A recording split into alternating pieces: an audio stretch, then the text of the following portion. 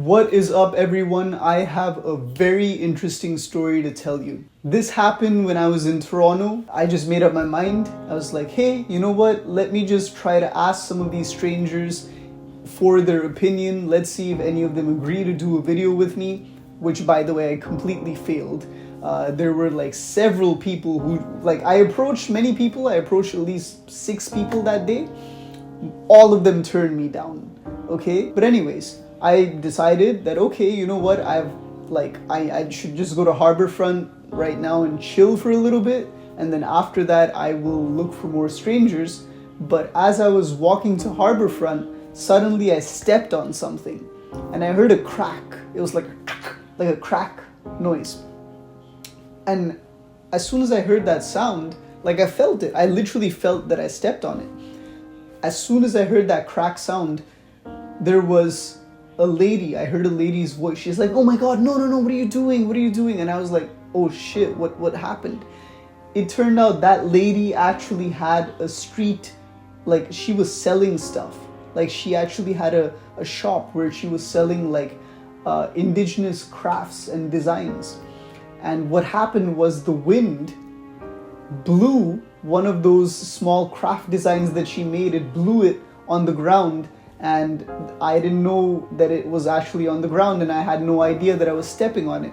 So that's why she had a reason to feel pissed off, because I was fucking up her business, bro. Literally, that's what I was doing. I was fucking up her business. Not intentionally, mind you, but I was still fucking up her business though. So I apologized to her, and then she's like, you know what, don't even worry about it. It's not your fault. It's all good. She said that, hey, I'm sorry. It's not your fault. It's my fault. That's what she said to me. Which really stood out to me, because it was it wasn't really your fault. It was just a really windy day. So I was like, you know what? I'm just going to go my way. I'm just going to continue walking somewhere else. And as I was walking, I stopped and I was like, you know what? Fuck this shit. Let me go back and talk to her. Let me make it up to her if I can. And I walked back and I sat down and I actually bought one of her designs, or one of her bracelets. I'm going to show it to you right now. I bought this. She crafted this all by herself, by the way. Okay. Her name is Marsha. Okay. So me and Marsha, we just started talking, bro. We just started talking, and she told me many things that she has experienced as a victim of the foster care system here in Canada. The foster care system, everybody wants to make it seem like it's a very beautiful system and it's it helps kids. It doesn't. It actually creates many victims. Many children get abused. She was a victim of this type of abuse due to the foster care system. She is an Indigenous woman herself. So what that means is, bro, she has members in her family who have been victims of kidnapping. So she knows what she's talking about. She has gone through a lot, but guess what, guys? She's a survivor. Beyond everything else, she is a survivor. She's a mother. She's a loving mother. She looks after her kids. She's doing so much more better now, but life was not easy for her at all. I bought that bracelet that I showed you. I bought that bracelet. I learned a little bit about her life, and I basically said to her, hey, you should literally do an interview with me, because your story is so inspiring. You have gone through so much stuff in your life and you have overcome so many different things. I feel like the people all over the world will feel inspired after they hear your story. So if you would be open to the idea, I would love to interview you. And she was kind enough to say yes. And then at a later date, I met her again and we filmed the interview. So without further ado, I'm going to let you watch that interview. I hope you can learn some life lessons from this strong, inspiring lady who's still out here, and she's really talented. She also has a crafting business. So I will be leaving links in the description which you can click on to, check out her business. Take this video and share it with your friends, share it with people who don't know about the foster care system, share it with people who don't know about the horrors of the residential school system. Bro, like, these Indigenous people are still struggling to this very day here in Canada, but people don't know about it. So the more people you share this interview with, number one, the more Marsha's business is going to grow, because her business is going to get shown to more people. So that's one benefit. And the second benefit is going to be awareness. People are going to learn. People are going to learn about what is actually going on, which is so important, because you cannot solve anything unless you are actually aware of what the problems are in the first place.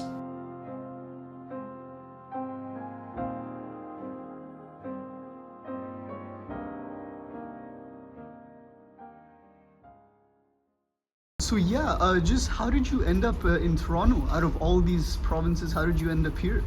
Well, originally I'm from Ontario, and how I ended up out here was, well, I used to live out in Thunder Bay, and well, an hour east of Thunder Bay in a town called Red Rock. When I was living there, I had a house, a job, a vehicle. Well, I was renting, but then I had taken in my son's father. And stupid me, I guess by law, when you're in a relationship for more than 6 months, you're considered common law. So he decided he was going to help me out by, since I'm on disability, let me help you out by paying the rent. So I was like, yeah, okay, sure. So I allowed that, but then again, that gave him more ownership of my stuff, and so we do have kids together. But when we ended up at that time, when we ended up together, I guess a few incidents had happened where I did not want to live with that in my life. So I left, asking him to leave my house the way he came in, with nothing but the clothes on his back, and he wasn't willing to. And he pretty much took all my stuff and cleared my house out and took everything that he felt was half of his by law, like misusing I guess his rights. And so I ended up out here. I ended up out here in Toronto with nothing but the clothes on my back, and that's pretty much how I ended up out here in Toronto. And I just ever since then stayed, because I had nothing to go back to out in Red Rock. Right. Yeah, I had completely lost everything, and that wasn't it wasn't the first time that happened in my life. It was probably like the third time. So I kind of got used to it and knew that it's only material stuff. Like I could start over again. And I guess during that process, I ended up meeting another person. Well, actually, at the time, I had an addiction, and it was I was addicted to what they called Oxycontins back in the day, but now those are taken off the market, is because they're taken off the market is because of how bad the addictions got with them, especially in Ontario or Canada. Some provinces still have them, but anyway, Canada does not have them, or Ontario anyway. I don't know about other provinces. Was it like medically administered before, like by doctors? You can get them prescribed by doctors, just like Percocets, but I was buying them. I was buying them from a person out here, and then taking them back home to sell. And I was taking them back home to sell, and then again, but what happened was I got into my own product, and I ended up, it overtook my life, where I lost control of my life. Yeah. And I guess that's the reason why my baby's dad wanted to come back to me, was because he knew that I was doing good. Yeah. And that was something that I had did on my own, but until I started to stick my nose in my own product, and then that's when my life became out of control. So I ended up out here in Toronto, and then I ended up with about 38 charges between here in Toronto, Toronto, Kitchener, Hamilton, and Thunder Bay, and Sault Ste. Marie. Why? Because I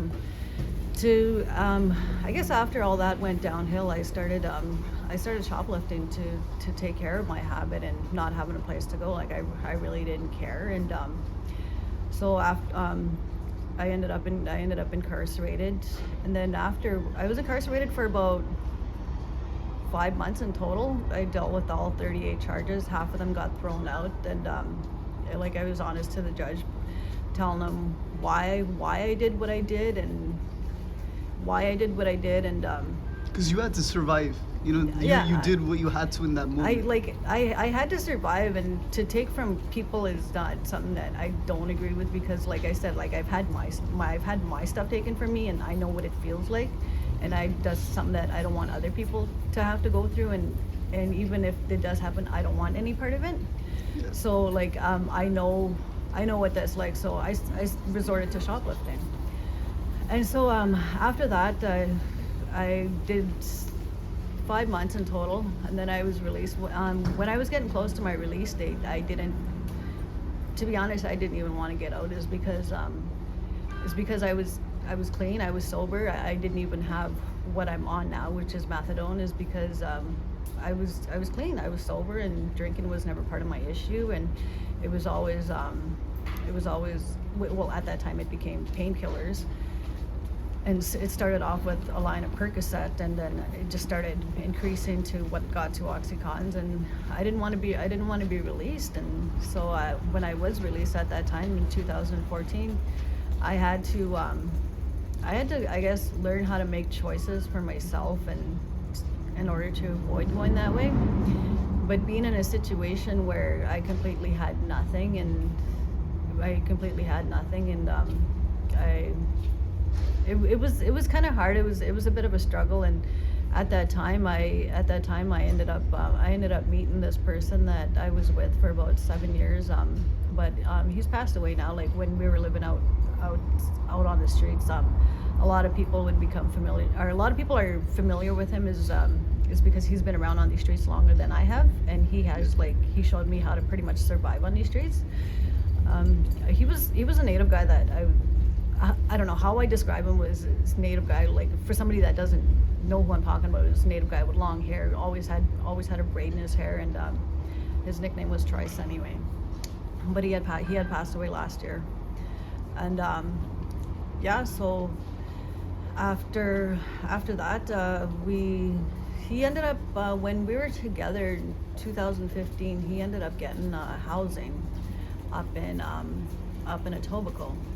So, but for a while, well, he already had, when we met at the time, how we met was he was already addicted to drinking, and he had already experienced his substance uses with pills, with even crack cocaine, and I guess different things. So at the time when I was released, and I slowly started sipping on alcohol, but like I said, alcohol was never my thing, but that was how we met. Yeah. And so he ended up getting a place which was his, and because of what I went through, I found it hard for me to trust him, that I didn't want to go on his lease as a common law partner. So I did reside with him for about six and a half years, and but nothing really changed after we got housing, and it just became it was a life of crack cocaine, and I was never really one to crack cocaine was never really my thing. So I thought, what the hell, why not get into something that I used to do anyway. And so I got back in, because they didn't have the Oxycontins at this time.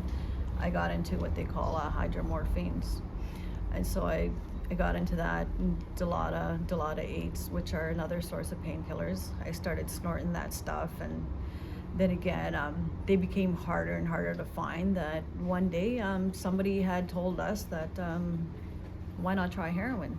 It's a lot cheaper and it lasts longer.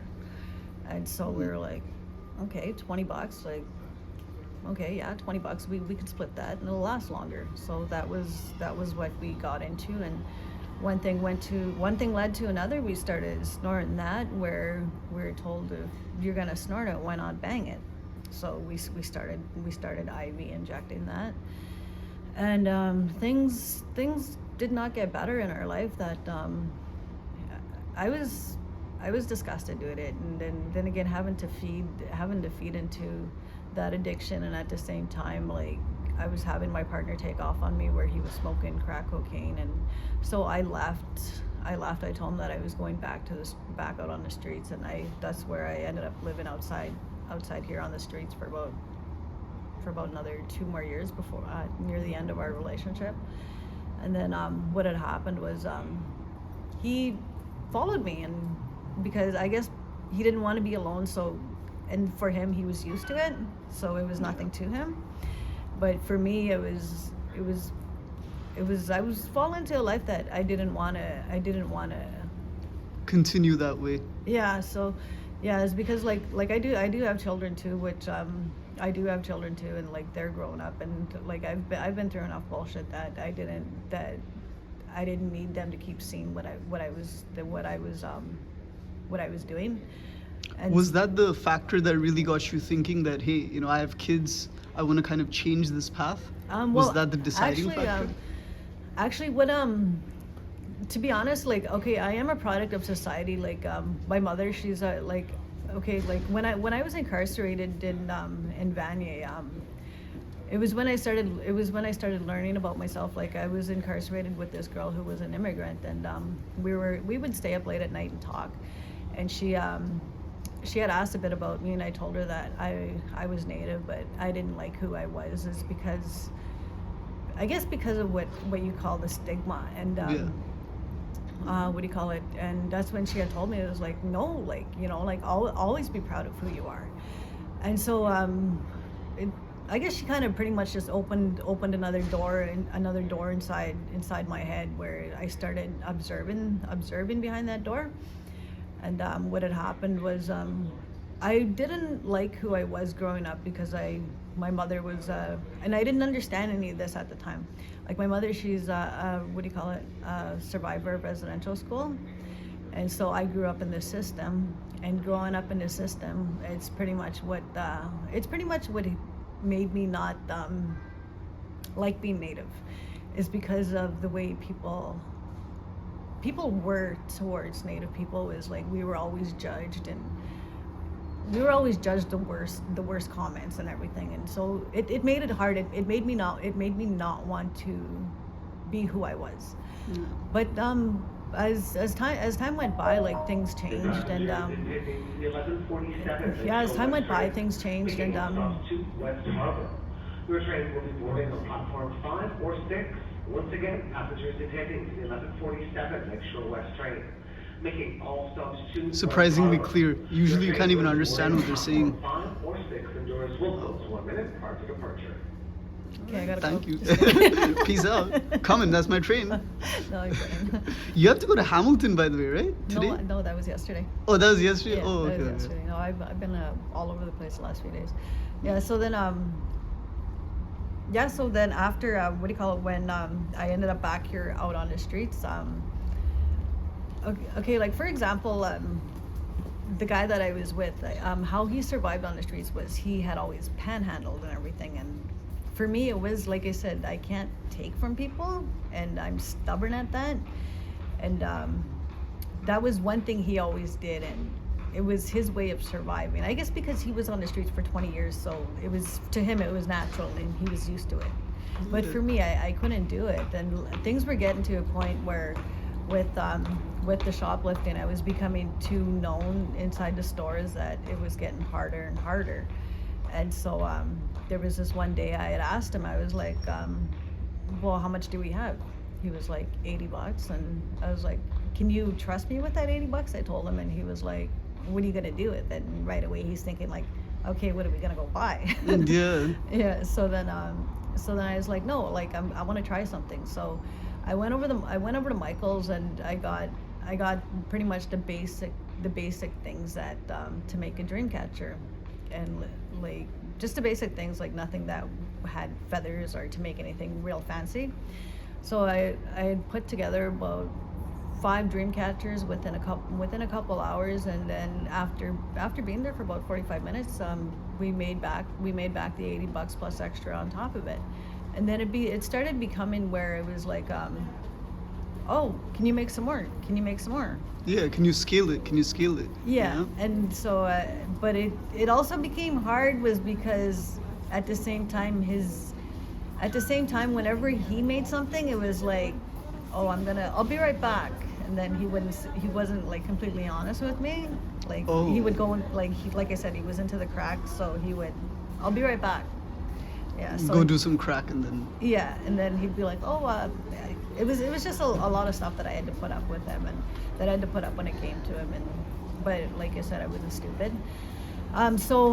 So yeah, but at the same time, as time went on, I felt like at the same time I didn't really want to get too much. I felt like it didn't feel right for me to be making that stuff to support a habit, because it just in my heart it didn't feel right.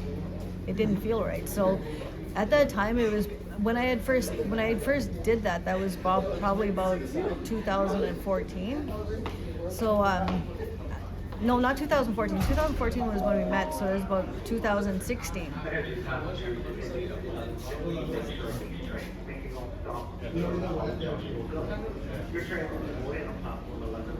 Yeah, you can keep going. So 2016, and then after in 2016, what had happened was we started going through phases where we would try to quit what we were doing, but then again relapse. Try to quit what we were doing and relapse, and then when things would go good, that's when I would get into my beadwork and well, actually first it was just dream catchers and making jewelry and other stuff. Beadwork is just something that I just started implementing into what I do. So I would make stuff, and then we would bring it out, and so I started bringing it out more and more. And one place I would always set up was on the corner of Bay and Front. And then yeah, so like I said, when we would fall into our relapses again, it was something that I would put back away and not want to bother with, is because we were at our relapse point again. And so it was like whenever we had money, we were at our relapse point. And then so I was like, okay, no, I'm not messing around with this stuff. And then it was like, boom, it was back to the shoplifting again. And yeah. I would imagine that's the toughest point. When you have it all, everything is going good, that's when it, exactly comes back. That impulse comes back. Yeah, exactly. And it messes things up. And even no matter how much you want to, no matter how much you have these thoughts that you want to do better, you want this, it's like what I wanted was at the time just became something I was always procrastinating about. And it was at the time, it was like only a vision, and that's all it was for the longest time, was because I couldn't, because of the way life was going, like I couldn't implement it to a reality. So what had happened was in 2016, the guy that I was with, I guess he kind of got desperate, where I would, like I said, I was living in his place, and I told him, I was like, okay, if we're gonna stop this, we have to stay home, and we have to stay home, and then again, we're gonna get sick, but we have each other, we can take care of each other, and because he's been in jail and I've been in jail, I was like, we don't have to go to jail in order for us to get through that part. Yeah. So I was like, we can take care of each other and we'll get through this. But I guess a part of him just, I don't know what the hell he was thinking. One day he was like, oh, I'll be right back. And it was early morning, because he knew that in the morning times, like I would sleep until about lunchtime. And this was a way that I always, I would overcome like my sickness, was I would force myself to sleep, because at night times I wasn't sleeping. So when one day I woke up and I saw a note on the table stating, put the money in a bag, and I was like, what the hell, that's not his writing. And so that's all it said? Put Yeah. the money in the bag. Yeah. Full stop, like no other sentences, just that. Yeah. And then I was like, oh my God, I'm thinking, and there was, it wasn't his writing. I knew it wasn't his writing, because his writing was sloppy, right? And so what had happened was I threw it away, thinking like, oh, he's gonna know that his note's not there, and he's gonna know that I saw it, and I ripped it up, threw it in on top of the garbage where he's gonna see it, right? So I'm thinking he's gonna think in his head, oh, she knows, I better not do anything. So he came in, and then that didn't stop him. He said, I'll be right back. I'm like, yeah, okay. And so I ended up going back to sleep. And later that day, I did not hear from him, and I'm like, something's wrong, like something just doesn't feel right. And so because he would always take off, and he would always take off, and then if I didn't hear from him later that night, something would tell me, like, I always got this instinct inside of me that said, like, something's not right. And it was very few times that I would feel that. And then, so I told myself, I was like, okay, if I don't hear from him by tonight, he's gonna call me tomorrow, because he's got to go through a process of when you're incarcerated, you get arrested, then you go to court the next day, then if you're either released or you call from the jail. So I was like, if he didn't come home last night, so I'm either gonna hear from him tomorrow. Sure enough, he called me. He says, he calls me, he says, I need you to watch the house for 6 months. I was like, what did you do? I go, I saw that note. I says, the guy went and tried to rob a bank. Oh, wow. Yeah. Oh, he tried to rob a bank? He tried to rob a bank. And apparently, then this is a time when we're supposed to stay home together and, allow ourselves to get sick and to get better. And it was because, like, when you're getting sick, like, it can't kill you. Like, you're obviously doing worse to yourself when you're injecting the drugs, right? So then what happened was, he ended up getting incarcerated, and surprisingly he got 6 months for that. And because he obviously did not have a gun. And when you not should be given this advice, but when you put yourself in that situation, for their safety, they have a certain precaution that not precaution, but procedure they have to follow for their safety, like the workers at the bank. Yeah. So he did. Well, from what I found out months later, was he did get I guess the bank had given him a bag with a bunch of ripped up money inside of it. And then he went to the Pizza Hut there on the corner of Jane and no, not Jane, Kipling and geez, I forget that corner, Kipling and Rexdale. He went from the TD there to Pizza Hut, and he took what he had, and then ended up relapsing. Well, not relapsing, but he ended up administering what he had was heroin. And then whenever this guy did heroin, like, it totally did something else to him, where it was just for us getting high, it was pointless, because to me it wasn't doing anything but doing damage to my insides, and to him it would do something else, where he was like, so after he ended up doing the bank heist, he ended up relapsing. Well, not, I keep calling it relapsing, I guess, because to me that's what it is now. Yeah. Yes, because I no longer use, and so he ended up using. So when the cops had found him, which he had a tracker on him, they found him in that state, and so he ended up getting arrested, and he ended up going to jail for 6 months. And so throughout the 6 months while he was in there, it was something else, where it was like okay, that's gone too far, like that's too much, and it's getting worse and worse, and then so because the next time around, if it repeats itself, a situation like that, it could be a longer sentence. Exactly, and I don't want to put myself in any situation like that, or be a part of it or anything, just because like I said, like I'm still a mother. And so what had happened during that process was I was telling myself that no, like I got to move on, and so but at the same time I did not want him to lose his housing, because what do you call it? He was homeless for 20 years, and it took him that long to actually get housing. Well, at the time 15 years, and this time it was 5 years at the time. So it took him, like, it was 20 years later since he had signed up that he had finally had housing, and I was like, okay, well, I'm moving on, and I don't want this guy to lose his place, because it took him forever to get this. And so I was like, okay, well, you know what, I'm gonna make my own choices, and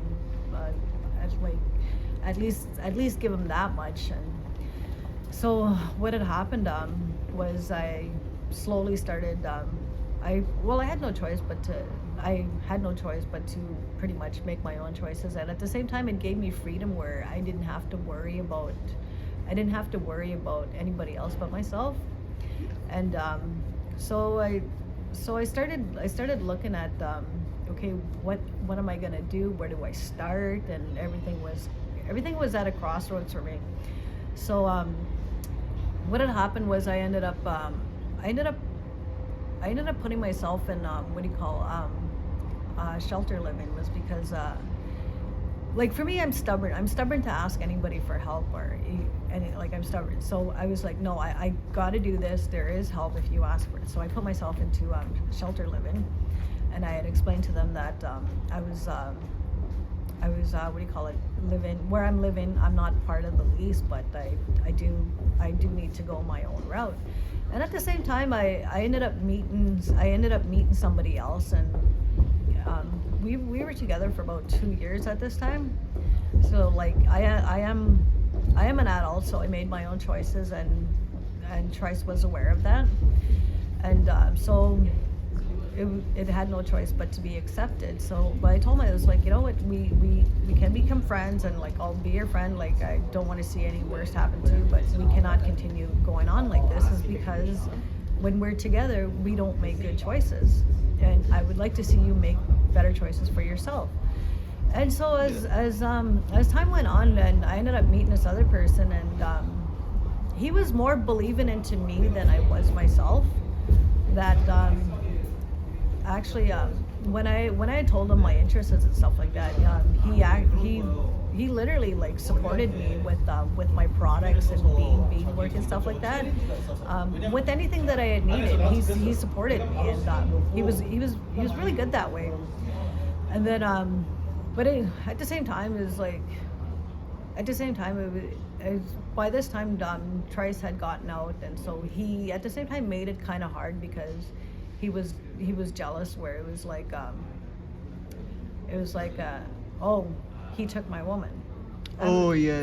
Yeah, and then I was like, I am not married to you, and like I do want to see the best for you, but at the same time, like I shouldn't have even been like, I didn't want to be rude or hurt anybody, but at the same time, like, you know, I should have set boundaries. But at the same time, I did not do that, and we were just nothing but friends at the time, and all we did was get high, because that's all our relationship was for years. Yeah. And so I ended up relapsing with this person after, and then with this person that I was with, and it just became too much drama for him, where he started losing trust, and so I believe everything happens for a reason. Absolutely. Yeah. So I would even say the same applies to like how everything started for you as well. Yeah. You know, like the situations that you started off with, they were like pretty tough. Yeah. You know, True. and you kind of had to find an escape. Maybe it was not the best escape, sure, but Yeah. at the same time, that's what led you into that lifestyle, I feel.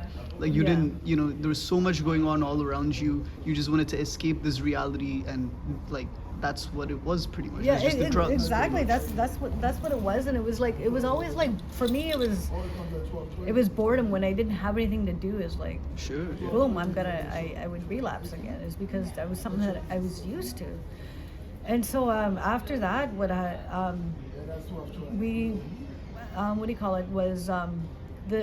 the person that I was with.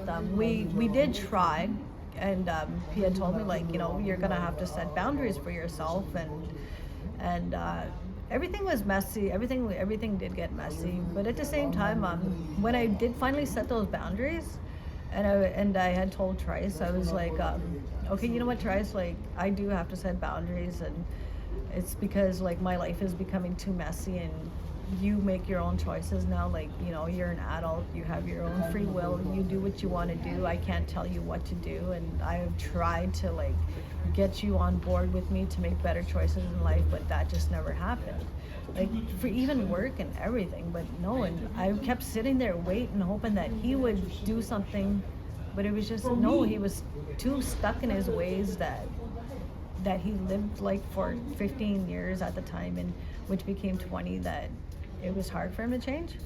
Yeah. So then what had happened last year was I not long after putting those boundaries in place, and having his own free will and everything, he got harder into smoking the crack cocaine and getting into the fentanyl. And at this time, fentanyl was getting worse out there. And then again, like his use, his tolerance was a lot stronger than mine was. Like at this time, he was on methadone, but I wasn't. His dose was 250 milligrams. Oh, so is that a lot? Like That's a lot. Like I'm at 155, and I think that's still a lot for me. Yeah, wow. Yeah, it's because when like after drinking it, it's like I become tired and I don't like it, and like I believe that it's not something that our bodies should be on, but it's something that's not made for our bodies, but at the same time, it's something that's helping me right now. And yeah, so his drink was really high, but he was still using more and more. Is because when you administer the methadone, it stops you from getting high. So he needed to do more to feel what he wanted to feel. Yeah, that's a vicious sense? cycle. Yeah. So and then I got a call one day from the hospital when my partner wasn't home, and then I was asked, "Oh, do you know this person?" And I was like, I was right away. I was thinking, oh, well, it was a cop, but a cop from the hospital.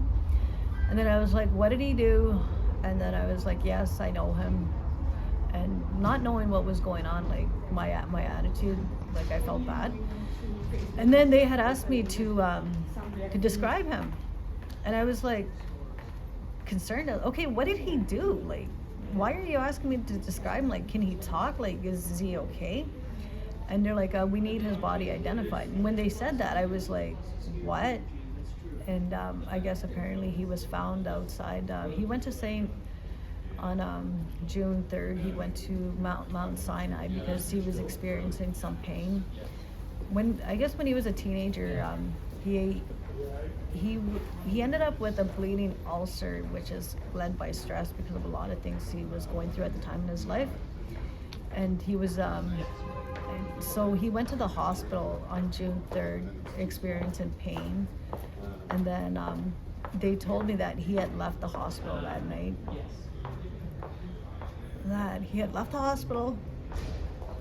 Okay, he went into the hospital.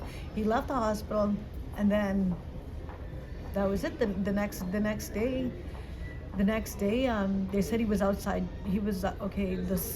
A security guard I was told that a security guard that walked into work that morning saw him sitting in front of the hospital on University Avenue. Saw him sitting there, and then when he had left work at about 7 o'clock that evening, he saw him laying there sleeping. And then so all day this guy laid there dead. Oh, jeez. Passed out. And nobody knew, a native right? guy. It's like I said, because he was so. People were so familiar with him being homeless. That they were like, oh, it's the same guy. He's probably just OD'd or he's on drugs or something. Yeah, or plus he did have alcohol around him, beside him. He was drinking with a friend, is what I was told. But the friend that he was with ended up leaving him, and then so to walk by a native person like that and to think like, oh, they're just drunk. Oh, I've seen this guy around before, and yeah, so I was told that. Well, actually, I wasn't. Right away, they had assumed overdose, but then again, I knew he had a lot of problems too, like with his ulcers and stuff like that.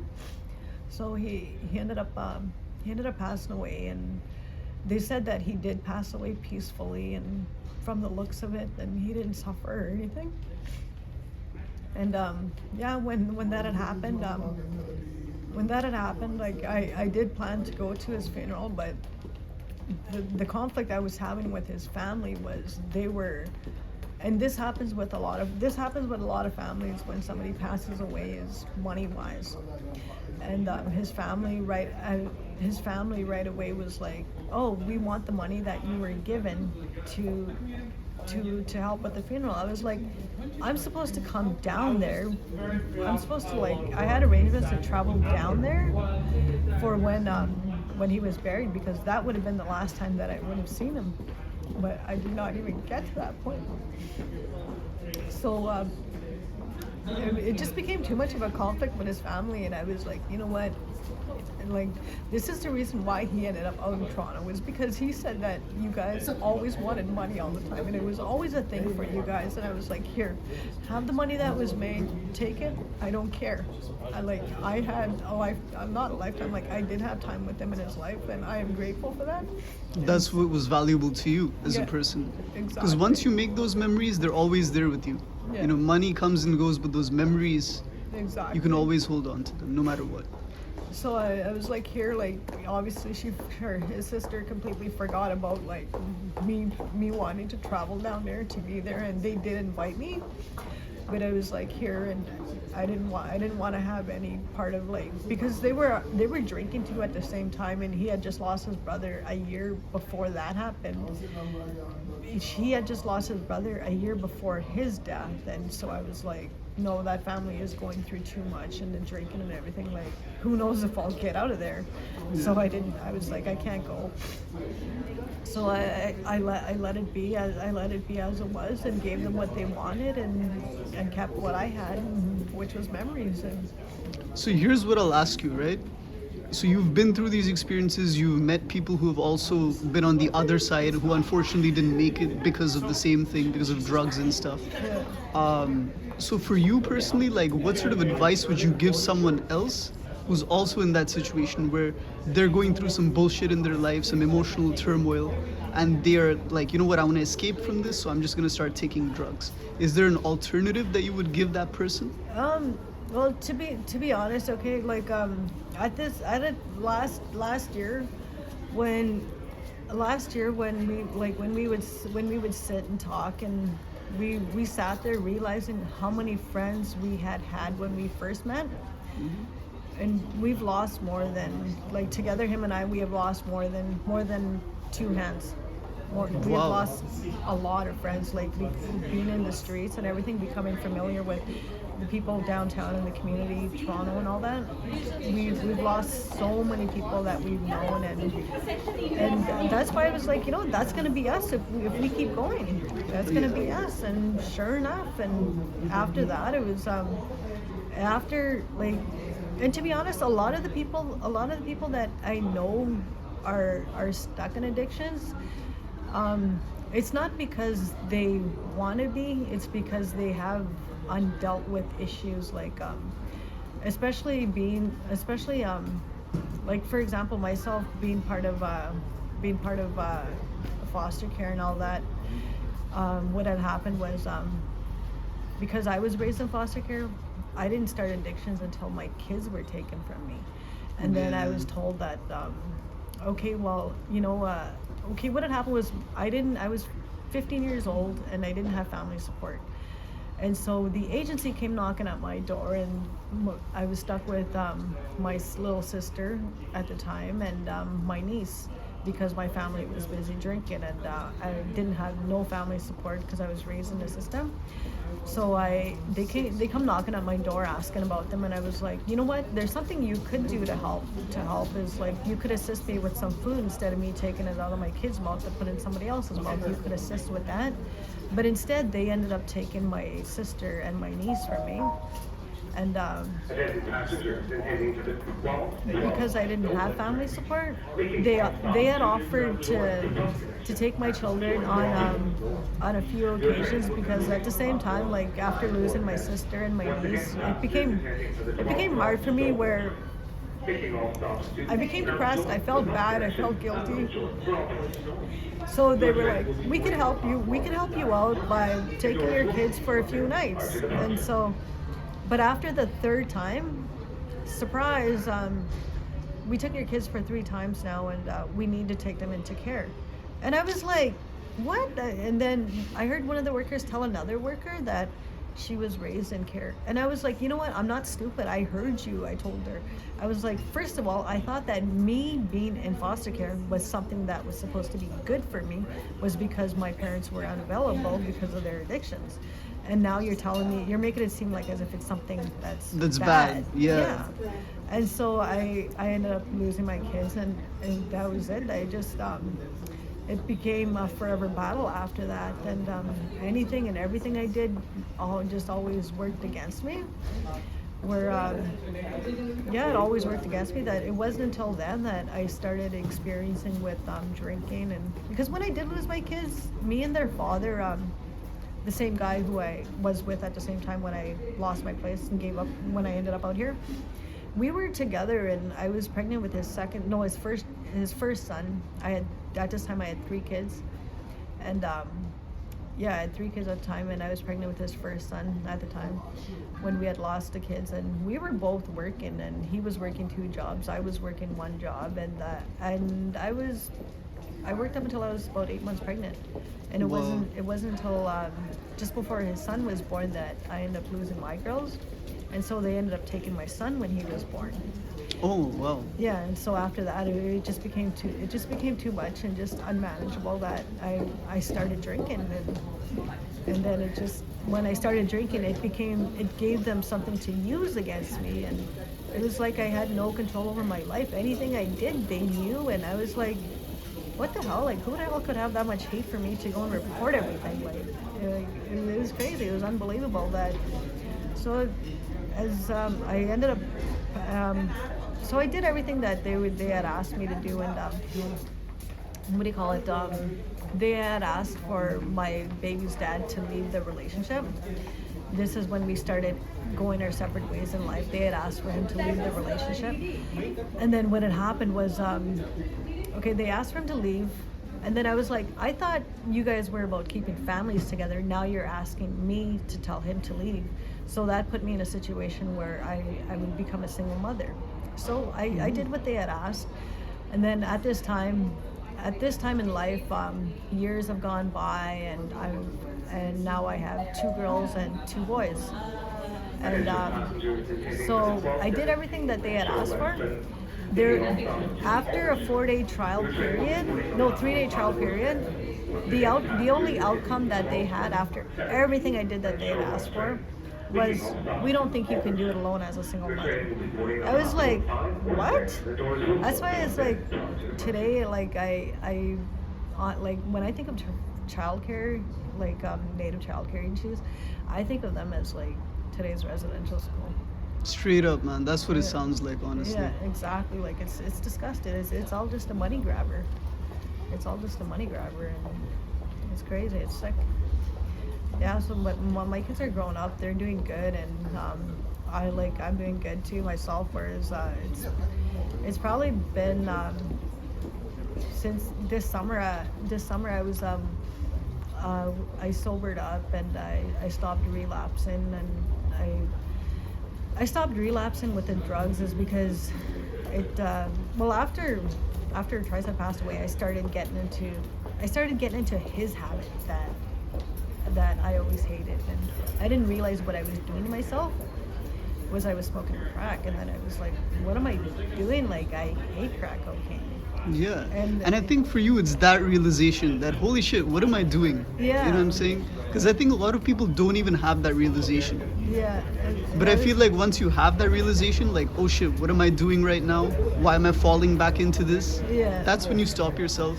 And I think that's what you did. You learned to sort of stand up for yourself and be like, hey, I can't be around these people who are shady like that. I got to set proper boundaries. I got to protect myself. Exactly. I come first. My well-being and the well-being of my kids comes first. And that's how you move it up.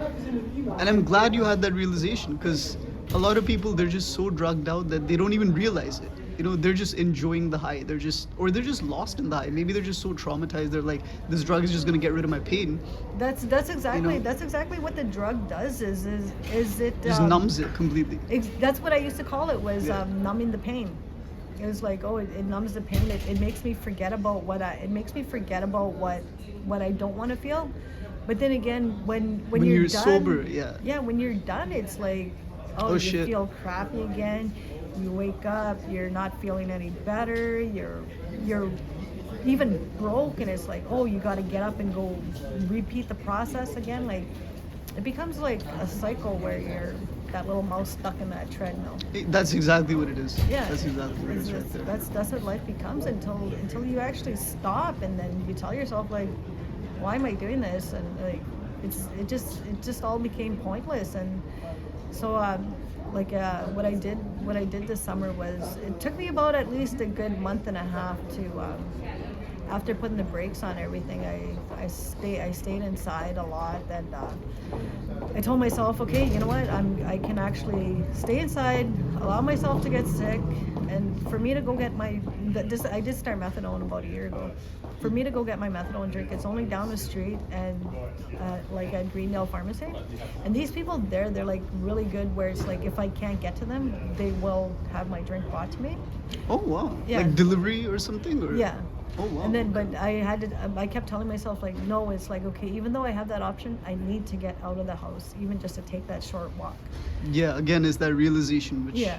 And kicked so what I stayed home, and then like it was an ugly scene. Like I got sick a lot, and then like even my body, it was all slush and everything. Like it was gross, but I kept telling myself, it's a process. It's a process. You're gonna get better. You're gonna get better. And then so at least after a good month and a half of that, I started feeling my strength again. And what had forced me to go through that was when I was incarcerated at the time. For those 5 months, I had remembered that it took me at least a good month before I actually felt myself again, without any substances, and just myself. How did it feel like the first time you felt like yourself again? It was like, holy jeez, like it's been forever since I felt like this. I'm like, this is possible.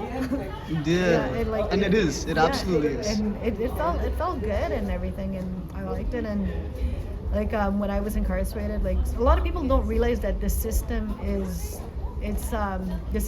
designed to actually help you out. Like they provide programs in there, AA and stuff like that. Like it's designed to help you out before they put you back into the world, because a lot of people do get institutionalized. Yeah. Yeah, and so when I was incarcerated, I did take a lot of programs, and taking those programs did help. And after after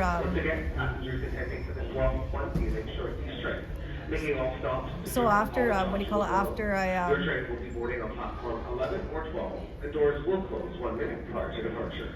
Okay.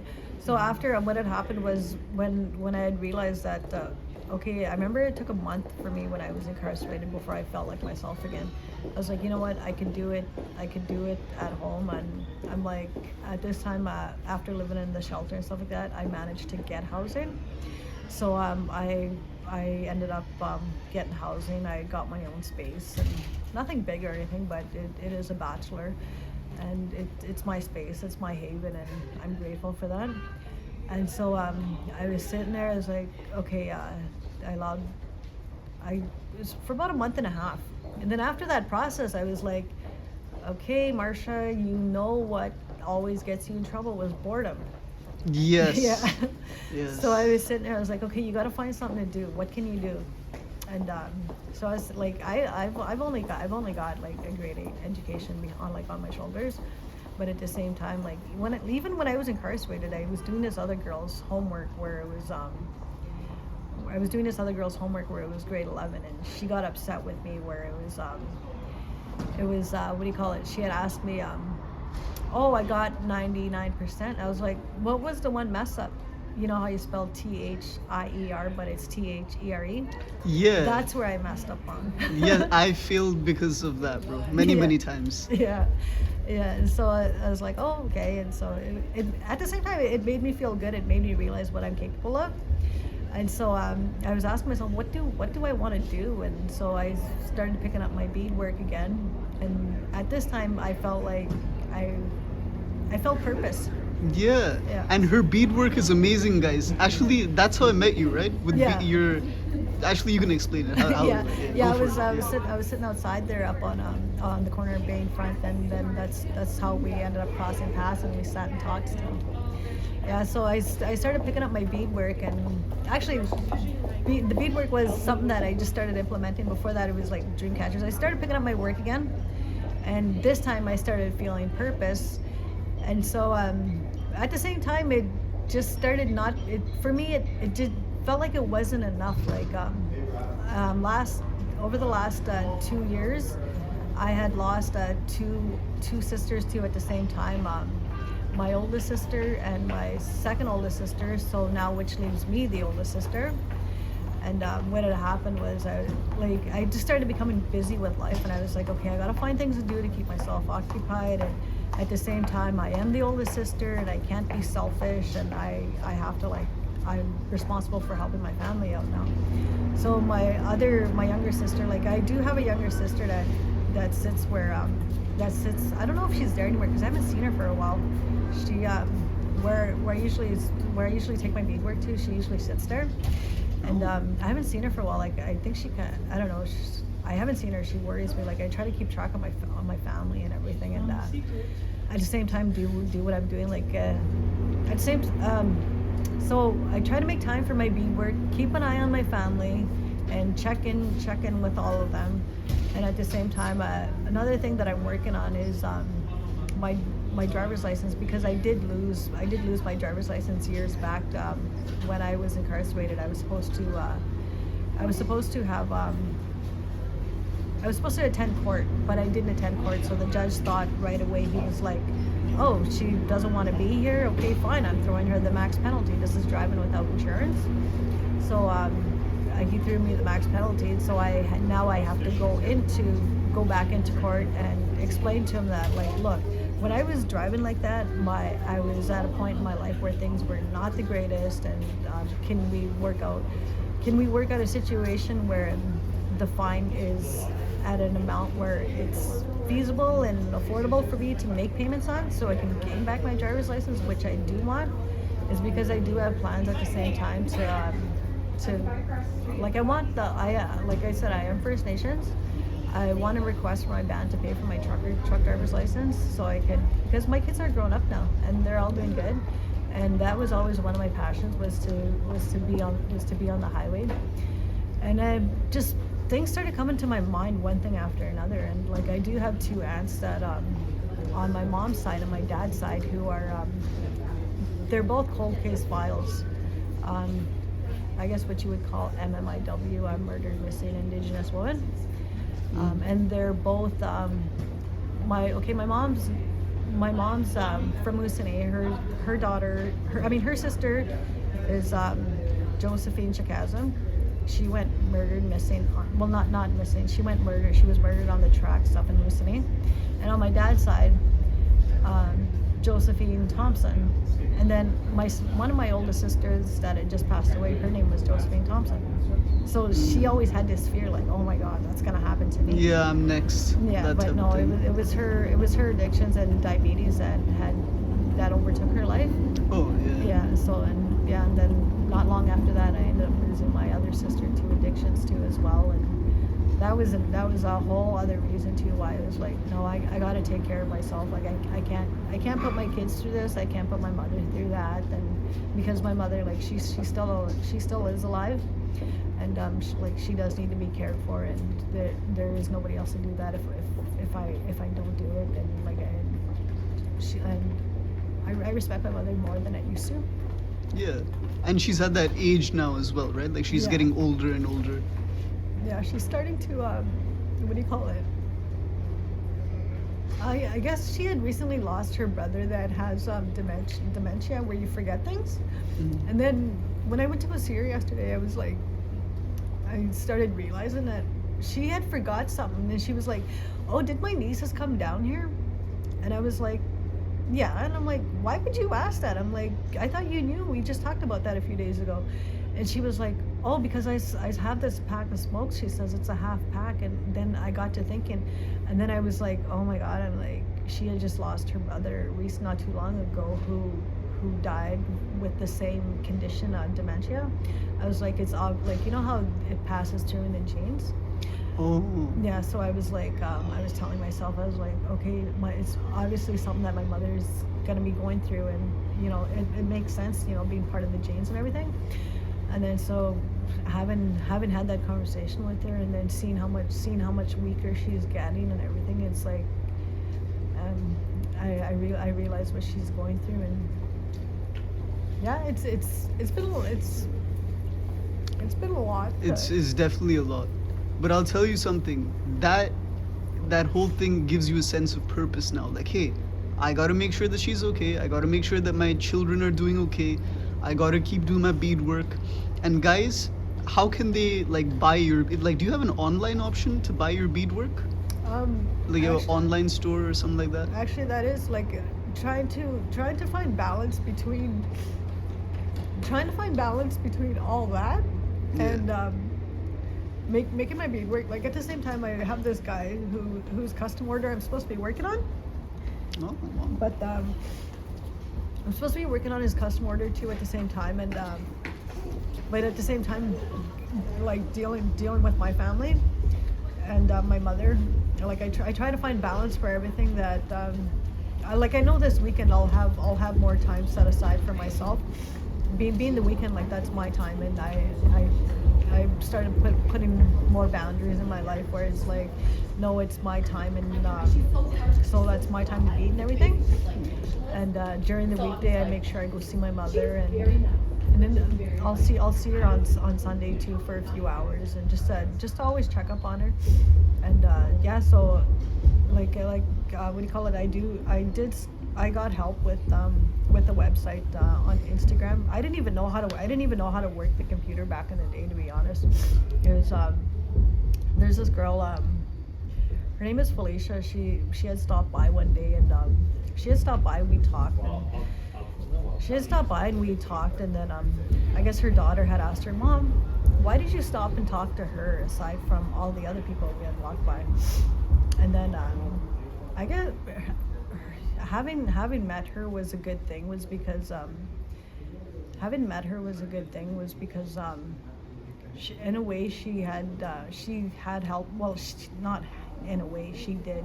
She had helped me out with an Instagram website that I did not have before, and I'm trying to implement my work on other sites like TikTok as well too, and my Facebook, where everything's like connected. With YouTube, I was gonna make sites where I do my beadwork and showing other people how to do it as well, but like I just haven't gotten that far yet because of how busy I've been. But I do go under the name, like on Instagram is One Que Creations, but it's spelled 1KWEKREEATIONS, which means like why I spell it that way is One Que means one woman, and creations is KREE is because I am Cree, and creations is what I make. And when I do make my work, what I do is I'm stubborn, and I like my work to be different, where it takes me time to make something where it's like I don't want my work to be like anybody else's. It has to be different. It has to stand out. Yeah, exactly. I'm that stubborn. Yeah. No, I relate to that. As an artist, I relate to that, yeah, bro. it's like, but yeah, it's Because other people look at it, they're like, wow, this is beautiful. But in your mind, you're like, nah, I wish this was a little different. This color could have been a little lighter, whatever. Exactly, and it's I don't know. I just want to be different. Like now that I'm finding my purpose in life, it's like I want to make my parents proud. How much you charge for your like your beads? Like the one that I bought off of you, that was like a bracelet type of thing, right? Yeah. It's like 15. Okay, like how I price my work, and I would always get in trouble from Felicia's because I was underpricing my work all the time. Yeah, I was gonna say. Yeah, it's because when I'm like having been on Bay in Front, you get a lot of people that want to take your work for next to nothing, and that don't appreciate your work, and they don't think of the time and effort you put into it and the money that you spend into it as well. And they try telling me like, oh, you paid this much and that much for that. I'm like, yeah, but can you do this? Like, can you make this? Exactly. Yeah. That's the real question. Exactly. And then like my prices are priced to where, depending, like when I make the dream catchers, I use suede and sinew, so they're strong. And then I started adding beads to it, like what do you call those? Those purple stones. Crystals? No, they're like little rocks. Purple stones? Amethyst. Okay. Yeah, that is a crystal. Amethyst. Yeah, like I'll put For your amethyst. third eye or something. Yeah, I'll put amethyst in my on my dream catchers, or I forget that other green rock. Like that's another thing too, is I'm starting to learn the names of everything, the different sizes and beads and all that. All this stuff I didn't even know. Like I would look at a bead and just think it was just a bead, but no, everything does have a name, size, and everything. Even my threads and needles. So at the same time, I'm learning all of that, and so it's helping me figure out the value on when pricing my things. Whereas, like I was saying, if I make a dream catcher with sinew and suede, it's gonna be at a price that's a bit higher compared to as if I use leather. But if it's going to be a lot less or even another thing I started using too is moose hide, and it's going to be, those prices are a lot higher than compared to if I'm using just a colored dyed material. Oh. Yeah, so they're all different price. Okay, Yeah. right. So- And you said you're gonna make a TikTok as well, like very soon. I do have a TikTok. It's under One Quag Creations too. Everything runs under that name. Okay, cool. Yeah. I will check that out because right now I just follow you on Instagram, but Yeah. Every support you there. like you're on my Instagram account. Like if you kind of like read the hashtags and everything, you'll kind of see that everything falls into TikTok or it either takes you back to Facebook where I first make my posts. Oh, it's connected. All of it is connected. Yeah, and it's the what do you call it? My profile photo, it's of a bear with a paw, and it says One Quag Creations. Why a bear is because I found out that I come from the bear clan, but I am working on trying to make my own logo. Like I said, everything does take time and is a process. Yeah. I have a suggestion for you, and this is going to work. I promise you this is going to work, okay? On your TikTok page, just talk about your your tribe, your clan, you said. What is it called? Bear clan. Bear Clan, right? Yeah. Talk about it. Talk about anything that you know about your culture. People are so fascinated Is that right? in learning about that sort of stuff. Yeah. At the same time, I'm learning a lot about myself too. So yeah. Sure. I mean, anything you learn, your experiences, your advice, things you know about your culture. People Yeah. eat that stuff up like McDonald's, bro. Literally. I love You can do it. Yeah. I used to eat that, but now I don't. You don't even see. I'm still struggling with that. That's my addiction. Even this morning, actually. Oh, is that right? Yeah. Okay. But you know what, Marsha? You had an amazing story. I appreciate you. It takes a lot of guts to actually come out and speak about that sort of stuff, which you did today. And wish you all the best. All of your links will be added into the video. I'm going to add subtitles as well because that idiot kept talking a few times. Yeah. But the subtitles will be there. He's worth doing his job. No worries, man. But yeah, the links will be available on the website. People will be able to check you out. When I edit it, I'll get back to you if there's certain parts you want to cut out of the thing. No worries, because before I post it, I'm going to send it to you. Okay. And only when you approve it, then I'll upload it. Okay. Fair? All right. Sounds good. All right, man. Thank you so much. All right. And yeah, bro, check her out. Guys, check her Instagram page out. All right. One Creations, right? One Quag Creations. One Quag Creations? Yeah. All right.